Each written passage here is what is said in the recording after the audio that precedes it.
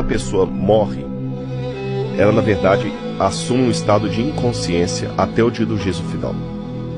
Então é como, tipo assim, morri, eu tô esperando ali até chegar o dia que Deus vai resolver.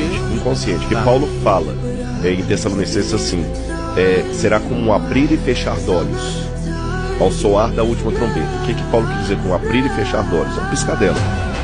Morreu, juiz final. Juízo final. Ah, mas eu passei 100 anos morto. Piscar de olhos. Eu passei 50 anos morto. Piscar de olhos. Eu passei 300 anos piscar de olhos. Você passou um milênio. Piscar de olhos. Aí quando Cristo voltar, é que vai ter aqueles que vão ser jogados no lago de fogo e enxofre. Vai ser assim, um arrebatamento assim mesmo, feio. Eu acredito na volta literal de Cristo visível no céu, e ele vai separar os bodes das cabras, como ele fala. Por que vai ser tão, entre aspas, cruel assim? Por que vai ser tão explícito o sofrimento? Na verdade, aquele sofrimento explícito vai ser a própria angústia da ausência de Deus.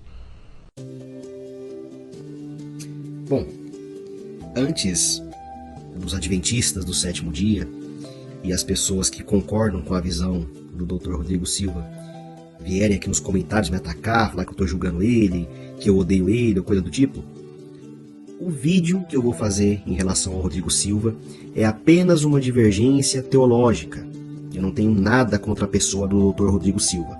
Eu apenas vou apresentar o meu lado, a minha opinião em relação a esse assunto, que obviamente diverge da dele, mas eu não tenho absolutamente nada contra o Dr. Rodrigo Silva.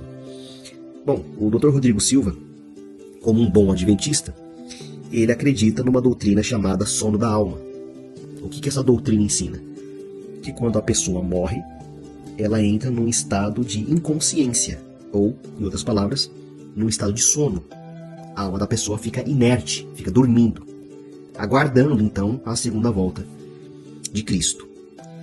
Bom, eu não concordo com essa visão, porque a Bíblia, em Lucas capítulo 16, a partir do versículo 19, o próprio Senhor Jesus ele vai contar a história do rico e Lázaro.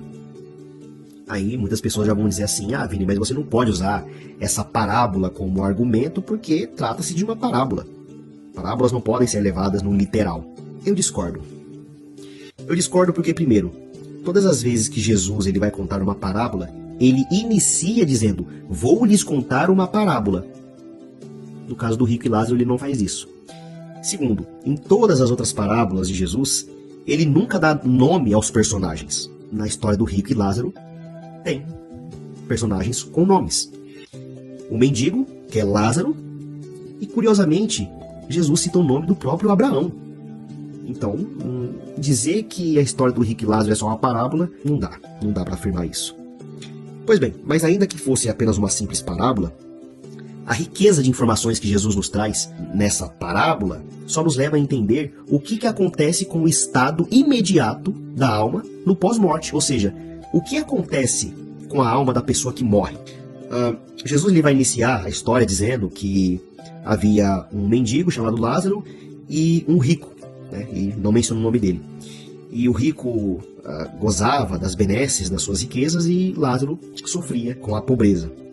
Até que chegou certo momento que os dois morreram, tanto o rico como Lázaro. A Bíblia menciona que Lázaro, quando ele morreu, os anjos o levaram para o seio de Abraão, para o céu. E o rico, instantaneamente, imediatamente, quando ele morreu, a sua alma já foi para o Hades. Hades é uma palavra grega que, traduzindo para o português, significa inferno.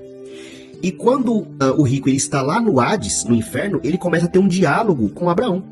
Ora essa, como que uma pessoa vai ter um diálogo com alguém, sendo que a pessoa está no sono? A partir do versículo 27, o rico ele vai dizer assim, então replicou, Pai, eu te imploro que o mandes à minha casa paterna, se referindo a Lázaro, né?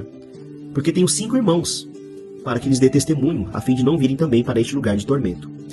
Ora essa, se ele estava dormindo, porque ele tinha morrido, como que ele foi capaz de se lembrar dos seus 5 irmãos que moravam na casa de seu pai?